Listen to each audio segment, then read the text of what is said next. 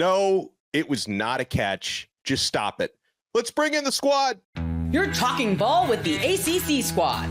From Florida State to North Carolina, from Syracuse to Miami, and from NC State to California, it's the local experts of the Locked On Podcast Network, bringing you scoops, breakdowns, and the most comprehensive preview of the upcoming ACC weekend. Hang on, it could get loud, it could get heated, and it will definitely be fun. Squad up, you're part of the ACC Squad. Shout out to the everydayers. Thank you so much for making the ACC Squad your first listen and your first watch today. We're available free wherever you get your podcasts. We're free on YouTube. We're part of the Locked On Podcast Network, your team every day. Today's episode is brought to you by FanDuel. Place your first $5 bet and you'll get started with $200 in bonus bets guaranteed. Visit FanDuel.com to get started. So only me from Locked On Canes and JJ Jackson from Locked On Blue Devils know that 5-0 feeling today. We also have Jackson Holzer from Locked On Syracuse, Kenton Gibbs, and Grayson Boone from Locked On Wolfpack. Dalton Pence from Locked On Louisville is back. And I'm so sorry, Isaac Shade from Locked On Tar Heels. It's basketball season. We'll focus on basketball, Isaac. We got that going for you. Thank you. We're definitely beating you all in basketball, especially JJ and stupid Cooper Flag. He's the worst. I can't wait. Beating who in basketball? Last time I checked, my boys got an ACC championship up off you. This is your reminder. Alex Donno has as many ACC championships as Armando Bacon. That's rough. Yeah, What a start. As far as football goes, I guess, guys, I'll have to buy the first round today because Miami 38-34 over Virginia Tech on Friday night. There was controversy at the end. It was even prior to the final play. It was an insane game, an absolute roller coaster. Cam Ward was making plays that seemed to defy all laws of physics. Kyron Drones was making tremendous throws off schedule for Virginia Tech. And then the Hail Mary happened. And ACC officiating happens where they, for whatever reason, because I didn't think anyone had control of that football. Maybe some of you guys disagree, but the ACC officials were I don't know if he was actually trying to signal touchdown or if he was just trying to shrug when they ruled it a catch and a touchdown initially. Then they go to the review for 7 freaking minutes, and I'm breathing into a paper bag during that entire review, and they ultimately rule it not a catch. Game is over. Miami wins. Now, I've noticed some of the dialogue around this, and obviously I'm a little biased towards that game and that play, but a lot of the dialogue I see is people saying, well, yeah, I don't think it was a catch either, but I don't think they should have overruled it because it took too long or because they didn't have enough evidence. It's like, well, shouldn't you have a problem with the protocol? Shouldn't the protocol mean you try to get the call right at all costs? Yes. Well, yeah, but people don't like Miami. I mean, let's just be very honest about that. That's one of the biggest things that there is about it. You know, the same way that Miami had a terrible call work against them last year in the Georgia Tech game, people did not really remember the call because they remembered you shouldn't have been running the ball. The same way people are still talking about the referee from the pitchy woo situation from a few years ago with Miami. The same way they talk about him working this game is that people don't like Miami, and that's just part and parcel of the gig of being the black hat, of being the bad guy in a lot of situations, which Miami naturally is. But I will say this, that controversy saved Pride from criticism. Because, again, if he kicks the field goal earlier in the game, now, here's the thing. Grayson and I both intimately know that Caden Noonkester kicked 8 punts for 398 yards, 7 inside the 20.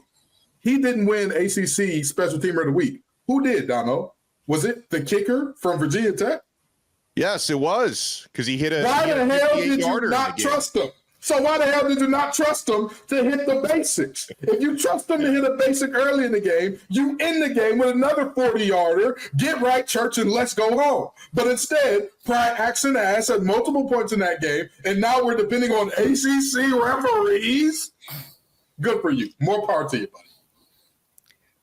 You know, I kind of get fed up with replay sometimes. And by the way, I am like pro replay. Like I think it's a good thing to have replay. But I hate the terminology of, well, is it conclusive enough? I think to Donno's point, like, you got to get the call right. Is it a catch or is it not a catch? And at no point did I actually see a catch.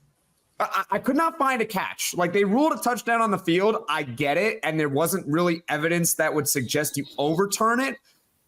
But at the same time, I'm like, I don't see where he actually catches the ball. But Jackson, did you see a not a catch to play devil's advocate? Because I feel like I nothing did. I saw more of a not a catch than a catch.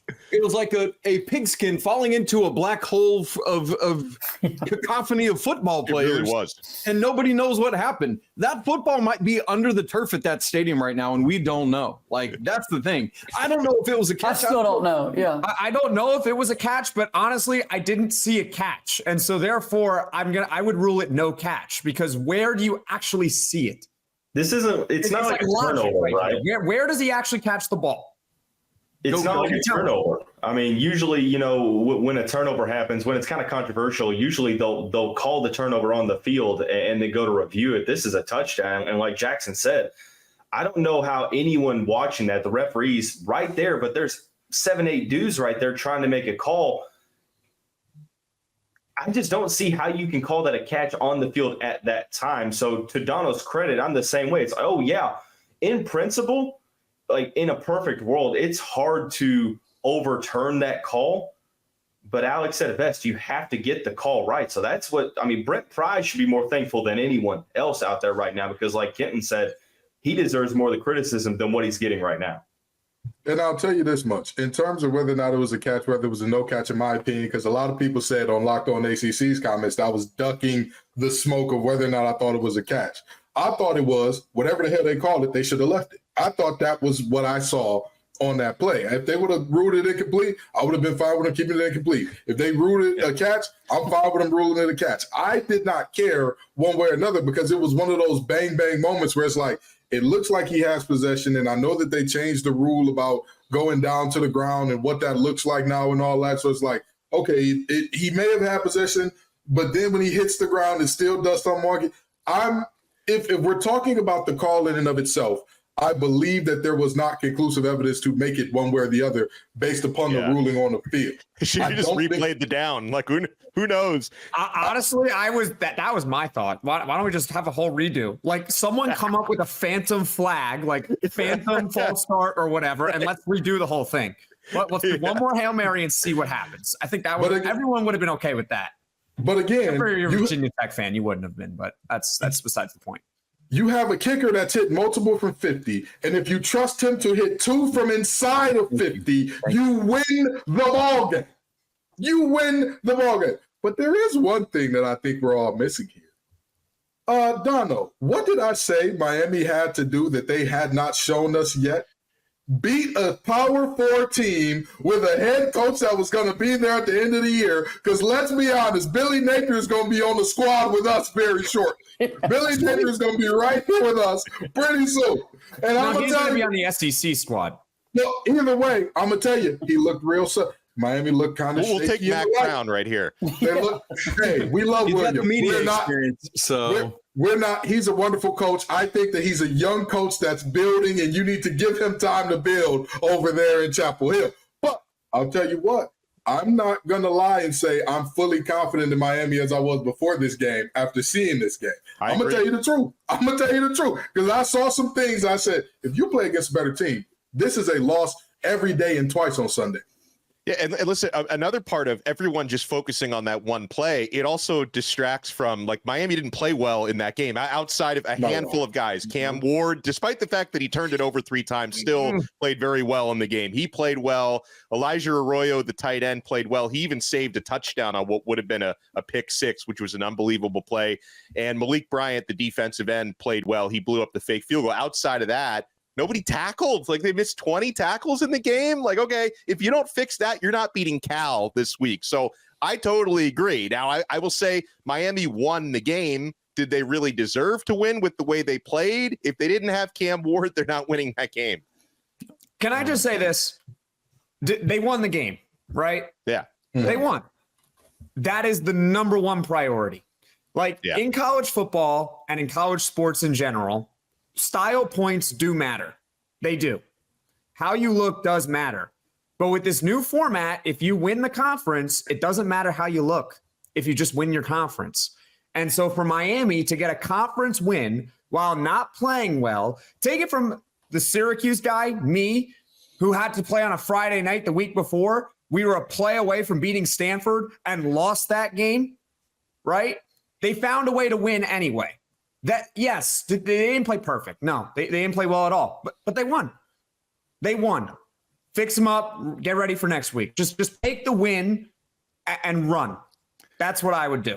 Hey, speaking of new schools in our conference, how are we 10 minutes into this thing? And we've not talked about the fact that Florida State is trying to run away from bringing SMU in to this conference, and then they go and get absolutely boat raced by these freaking pony boys. But listen, Dude, the beauty of this thing, of Florida State getting absolutely walloped out behind the shed by the team that they could not stomach coming into our conference, is the most beautifully poetic justice I've ever seen. And Isaac, Florida State fans would say we can't win games like this because we don't make enough revenue. Isn't SMU paying to be in the conference and you couldn't beat them? Like, oh, we can't win games because we're not making as much revenue as SEC and Big Ten teams. Well, why don't you beat some of these ACC teams then? Well, Donno, all they need is $20 million more a year. Then they could be Boston College, who is a perennial payout powerhouse. You know, nobody beats their NIL collective. SMU, I mean, come on now. Eric Dickerson said he took a pay cut to come to the NFL, for Christ's sake. Georgia Tech, I don't even want to tell you what the NIL look like in Atlanta. You know what I mean? Lemon Pepper Lewis down there feeding the streets, if you know what I mean. And so, you know, all in all these teams that'll beat Florida State so far. Memphis, hey, come on now. The stimulus package coming out of Memphis, something like we've never seen before. So, you know, Florida State just needs their additional $20 million per year, and they'd be okay to beat these teams. But until they get it, they're just poor and lowly and downtrodden. You know, it's hard for them to survive off the measly shekels that are coming in so far. You know, again, just $20 million more, and they'll do it. Do they really deserve to be talked about? Like they're so bad. No. They are so atrocious. Exactly. They are so bad. They are such a disgrace. Jackson, here's why. Because if they are such a big deal nationally that their brand is so big that they deserve to go somewhere else, then they deserve to get dumped on every single time they crap the bed. I'm all for dunking Florida State, but if they really want to go elsewhere, they should look into the group of five. But I don't even think the group of five would take them. All right, let's just take them go to the FCS. All right, work on your game over there. They're so irrelevant to me that I don't even care about, oh, they lost by 26 points to SMU. Yeah, that's about what I expect because they're terrible. Isaac, you got to offer the devil's advocate here. You know, as much as they want to be nationally relevant, to offer the devil's advocate, and also it's got to be killing them to be talking about all these teams in the ACC, and they're like, oh, yeah, Florida State sucks. And that's literally all you're saying. No wonder they didn't want SMU in. Did you watch the game Saturday? I watched maybe a half, and I'm like, yeah, this is they need to be playing one of those FCS Northwest teams week one. And the worst James Madison. I would suggest not playing James Madison. Well, James Madison is group of five. Fuck that one. They're group of five. But I'll tell you what, the worst part about this Florida State, it's the same thing that's terrible for all of us right now. We all got to look at Donno and all the Miami fans' smug faces. You know, I had a coworker, I know he's listening to this, shout out to you, Kyle, who left a note on my desk saying Ken needs to be excused Friday to go to Hard Rock Stadium and watch the Cade pick up a win. Go to hell. Go to hell, you Miami fans. We're sick of it. We're sick of you being good. We're all tired of you being good. It ain't even been a full year yet. It's been 5 games. Miami fans deserve some happiness. And the funny thing was, like, Miami, again, they didn't play well on Friday night. And I kept seeing these Florida State fans who were like talking trash about Miami almost losing to Virginia Tech, only to get mercy ruled by SMU the next day. So, okay, you guys deserve what you get right now. You make your bed, you sleep in it. I got a very simple solution for Florida State fans. You still have to find 3-2-1 null. There's a very logical explanation about why things are still going the way they're going. You got to find that guy ASAP. There's a price on your head, Mr. 3-2-1. The streets is looking for you. But, hey, you better not find yourself slipping in Tallahassee. They're so bad. He might River Mulligan. Yeah. Well, he's probably hanging out with like Steve Bartman somewhere and Jeffrey Meyer. And yes. He changed his name, changed his address. By the way, we do have some games this weekend we need to talk about. We've got College game day is going to be at Cal taking on Miami, Clemson at Florida State. That one could get ugly. Pitt at North Carolina, Duke at Georgia Tech. Can Duke stay undefeated? You guys want to keep it locked right here. We are only getting started on this episode of The Squad. And folks, we are only getting started on FanDuel. You placed all those futures bet before the season started. Now, if you placed your futures bet on former ACC favorites Florida State, you need to chase that. You need to make that up. You could bet on Heisman odds. You can bet on all the games this coming weekend. And NFL fans, you can start the season with a big return on FanDuel, America's #1 sportsbook. So when you get a hunch in the middle of the game, you can check out the latest stats, view live play-by-play, and so much more on the same page where you place your bets. So you'll get started with $200 in bonus bets guaranteed when you place your first $5 bet. And guys, from Saturdays into Sundays, the experience is always amazing on FanDuel. The app is fantastic. So check out FanDuel.com, America's #1 sportsbook. Thank you for making the squad, the ACC squad, your first listen and your first watch today. Alex Donno from Locked On Canes, Jackson Holzer from Locked On Syracuse, Kenton Gibbs and Grayson Boone from Locked On Wolfpack, Isaac Shade, Locked On Tar Heels, JJ Jackson, Locked On Blue Devils, Dalton Pence from Locked On Louisville. All right, so first and foremost, guys, since we ended the last segment talking about Florida State, how ugly do you think it's going to get against Clemson this week? And now the only thing that's disappointing for me, DJ Uyunglele, if there was, I think I might have added an extra syllable. If there was ever a game when DJU was probably going to play really well, it might have been against his former team in Clemson, because the effort would have been there. DJ's got a hand injury. He's not going to go. It's likely going to be the Brock Glenn show this weekend. But guys, how bad is that game going to get between Florida State and Clemson? Donno, if you thought this was the game that Yes. Great answer. Yes, this is a great answer by Grayson. It's a great answer. But Donno, I'll tell you what, if you think this was the game where DJU was going to play well and set the world on fire, I know you're somewhere back there, Jarvis. I know that you're somewhere in the shadows. We got to start drug testing Locked On hosts. We got it. The DARE program has failed us all if you believe that this is the game. But in all seriousness, I look at this and I say to myself, there is no way under God's green earth that Florida State does anything with Clemson. They'll get beat up front. They'll get beat up on the perimeter. I'm very seriously concerned about whether or not we will instill a mercy rule after this game. Well, Clemson's only favored by 14.5. Is that not enough? No, that's not enough. You know, occasionally the guys in the desert are usually right. They're usually right. There's a reason why they have all those new buildings. Every year they have a new building, right? And we talked about it last week with the Miami and Virginia Tech line, how that made no sense. Miami was like almost a 3-touchdown favorite in that one. Look how that one turned out.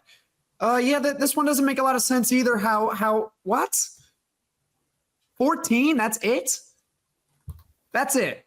So you would tell me that if these teams played, because you get 3 points by being at home, that Clemson would only be a 17-point favorite on a neutral site. That's it. And the thing, like with Clemson, I feel like it's one of those classic situations of they got absolutely blasted week 1 by Georgia. We all write them off. And then it's Clemson ain't it. Y'all, I feel like they've been coming, man. They're looking infinitely better these last several weeks. Cade Klubnik just looks that much more improved as well. You look at the progressions, and the main thing is he looks confident. Garrett Riley is doing wonders in South Carolina right now. And you're right, Isaac. We all wrote them off, and when they beat Appalachian State, I'm like, it's not a good team. And then they've done it for a couple weeks. NC State with a freshman quarterback and a Stanford team that we're still trying to get some data on what the hell that team looks like. Ultimately, all you can do is beat the teams in front of you. We know the defense is good. We know Phil Maffa is one of the better running backs in the country. But Cade Klubnik deserves a little bit more praise than what he's not been getting these past couple weeks. I didn't write them off. One thing I will say about I didn't write them off. One thing I will say about Cade Klubnik is, and I will admit that I was a victim of this too. We are so used to being a microwave society and seeing guys like Ryan Williams, who I don't even think that boy was slow dancing at prom a few months ago. I think he's too young for that. He was at junior prom or something like that, trying to cop a feel and whatnot. And he's out there hitting spin moves that scouts have never seen in their lives. And we and again, I'm not saying we as in everybody else, I'm saying me in particular fell into the mode of this young man keeps making bad decision after bad decision after bad decision and did not give him the grace and time to grow up, which he has. He's seemingly this season grown up a lot, especially, and I want to really say this, especially in game one. When they were getting their heads beat in, I didn't see a bunch of bad decisions by him. Don't get me wrong. They were outmanned, outclassed, outmatched. I didn't have those moments where I'm just like, Cade, what are you doing? That always tend to happen with him. So I think that he's done a lot of growing right before our eyes. That needs to be acknowledged. And one last thing about Clemson, that if you draw parallels to last year, one of the main things that I kept looking back on was that, yes, Klubnik had his struggles, but the wide receivers also struggled to create a ton of separation downfield. And you look at what they've been able to do this year. Bryant Wesco, he's only caught 7 passes, but he's averaging 34 yards a catch. Like, they have that explosiveness, Antonio Williams, and then they have one of the more underrated tight ends in the conference. Overall, I think it's also been a weapons upgrade for Klubnik that's helped out a ton, because you look at some of these touchdown passes and these guys are running untouched, and you have to zoom out the screen just to see the defensive back. Hey, you know what other game is really intriguing to me this weekend, Dalton, while you're talking, is the Pony Bros coming over from Dallas to visit you guys in Louisville. I think that is a very intriguing game. How are you feeling about it? Yeah, it's one of those things that before the season, I was higher than most of the Louisville fan base on both Georgia Tech and SMU. I called SMU the #1 trap game because I looked at that offense last year and I'm like, man, Rhett Lashley can really scheme up some things. They've got the pieces coming back. This year, struggled a little bit out of the gate. The BYU loss isn't really looking as bad as it did just a couple weeks ago, but they still have a really good offense. Now, unfortunately, they had a cornerback choose that play 4 games redshirt transfer trend that we're picking up on. But ultimately, I don't know what to think of it, Isaac, man. Louisville's about a 6.5-point favorite. But truthfully, I mean, Tyler Shuck looks good. It's just a matter of if the offense can do what we know they can do. And ultimately, at this point, we're just kind of waiting to see if that's going to be the case. Interesting.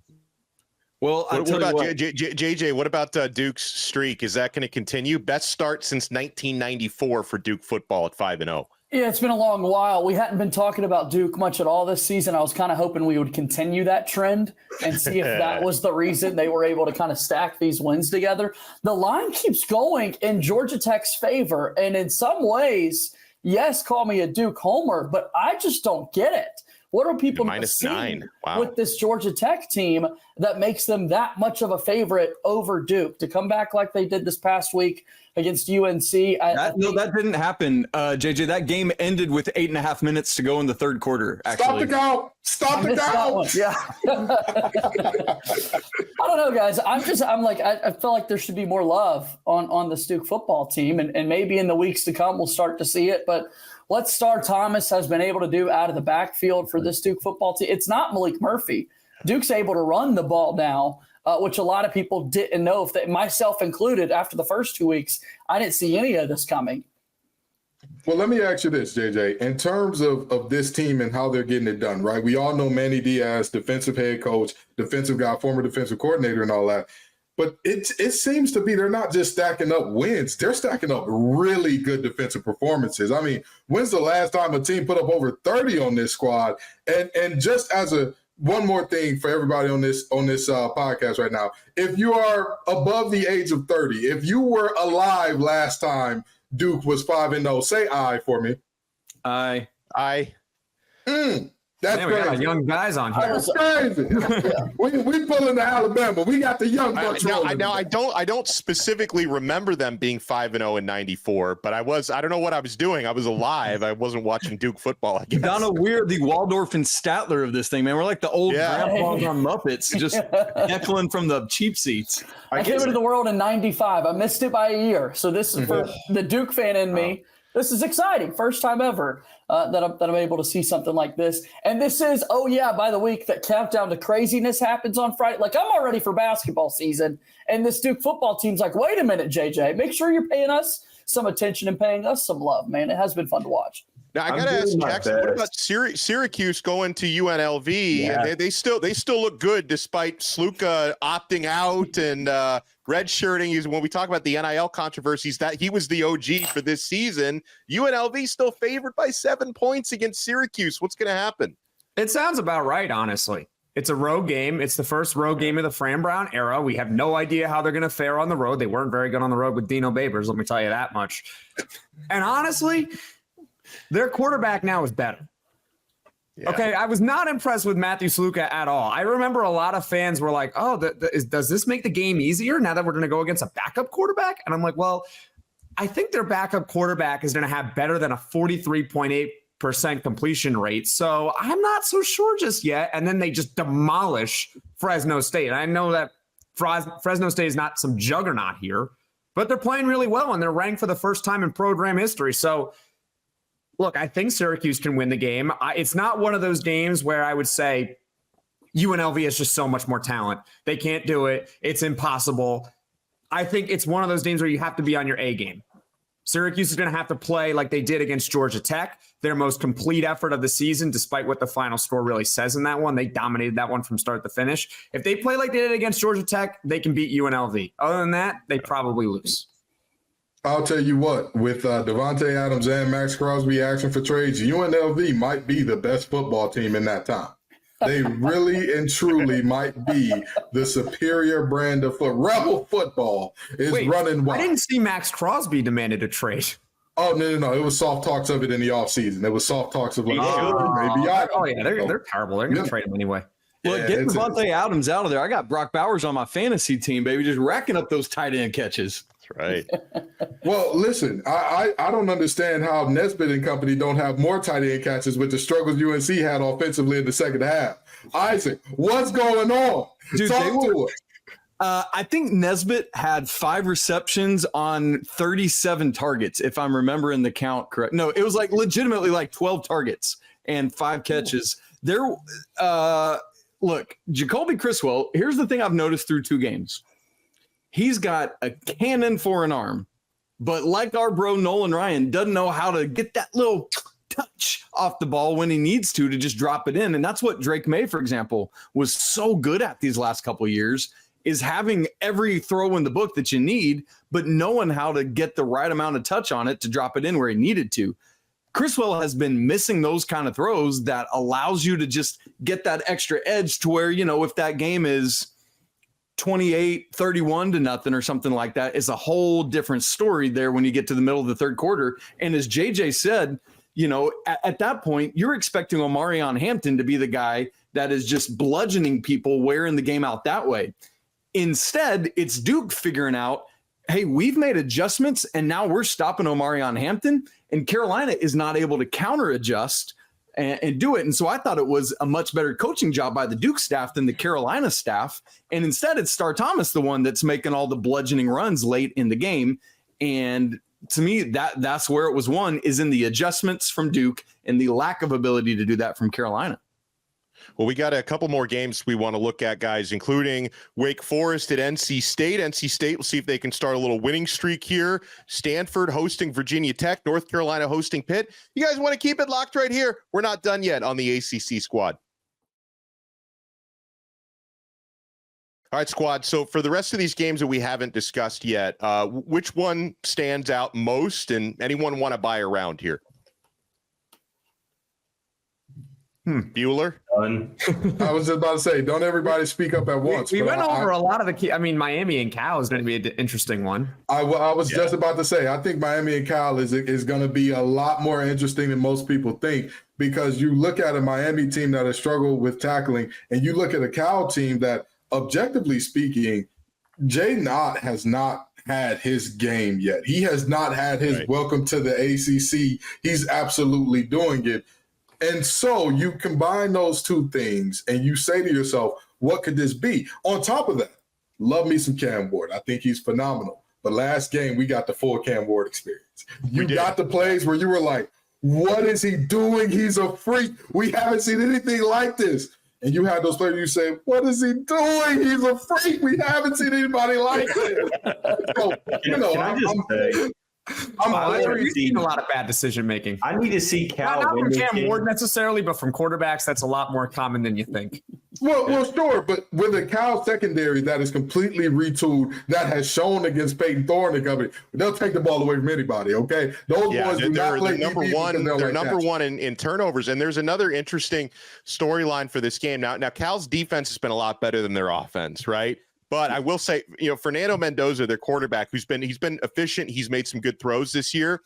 He's a Miami native, and he wanted to play for Miami. Now, he was coming out of high school. Actually, he played for the same high school team that Mario Cristobal played for. Now, Cristobal was not the coach yet at Miami when Mendoza was coming out of high school. It was Manny Diaz who didn't really recruit him and actually offered him like potentially a walk-on spot. He ends up going to Cal. But, Mendoza grew up in Miami, rooting for Miami, so he's going to be extra motivated in this game.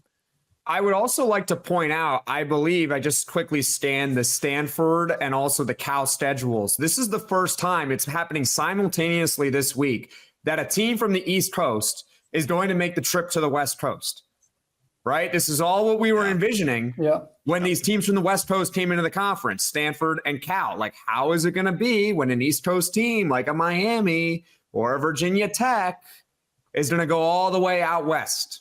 And we're going to find that out this week. So I'm very curious to see what it's going to be like. Is it actually going to matter? Is the travel really that big of a deal where they can't handle being on an airplane for 5 hours and playing in a different time zone? Or is Miami and Virginia Tech just going to handle their business and go along their merry way? Donno, you mentioned earlier we've got our 2 undefeated hosts on here in you and JJ. We've got one other undefeated team in our conference, Pitt. You know what? Here's what's crazy about Pitt. This is week 6, and they are the lone ACC team yet to play a conference game. So they're undefeated, but we've got to start figuring out what they're going to be, right? Like who of these 3 teams are legit? And it seems like Pitt has some nice pieces. I'm obviously going to get to watch it up close and personal this week, as probably Carolina's going to be up about 25-0, maybe early third quarter, and then you turn it off. That's right. And at that point, I heard that if Carolina gets up by 20 points, the officials will stop the game. So therefore Carolina will win. This is a blessing of manna from the gods down to Kenan Stadium, and I'm here for it. If you are counting on ACC refs to do anything right, congratulations. You played yourself, in the words of that's why I'm saying they're going to do it wrong and they're called a game. So you're counting on the officials to be wrong. Now that is a good strategy. That's a plot twist M. Night Shyamalan couldn't have put together, Jackson. We may disagree on many, many things, but I'll give you that one. That's a pretty good one. I like that. Well, I appreciate everybody taking time to join us here on the squad. Thanks, everyone, for tuning in. If you're watching us on YouTube, make sure you smash that like button and subscribe. And this is along all of our channels, from Locked On ACC to all the team shows. Make sure you subscribe. Make sure you subscribe to the audio podcast as well. And we'll see if there's still multiple undefeated teams left in the ACC this time next week. We will talk to everyone then on another episode of The Squad right here on the Locked On Podcast Network. See ya.